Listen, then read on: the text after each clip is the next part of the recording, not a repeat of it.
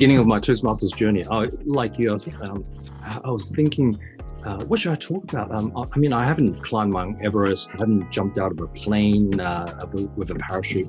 So all those really stories that you see in Hollywood movies or television series, I didn't have such experience.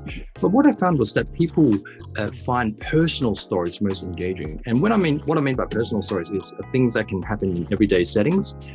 So when we craft our speech, it's important to firstly come up with a message, something that's really you feel very deeply about, deep in your heart, something that you really want to, you're very passionate about.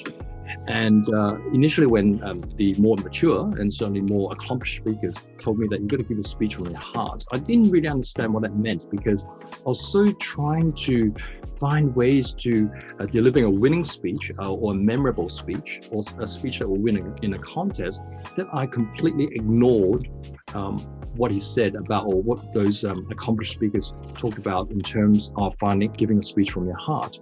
But I found that the most sincere, the most genuine speeches are the ones that comes from your own personal experiences.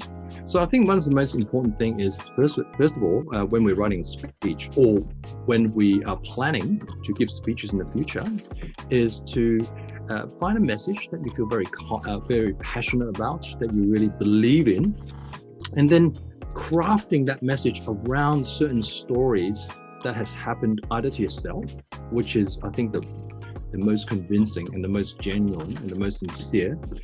And it could just be everyday settings like taking the train to work, taking a bus, or what you've observed at work, or what has happened to you, or what has happened to some of the people around you.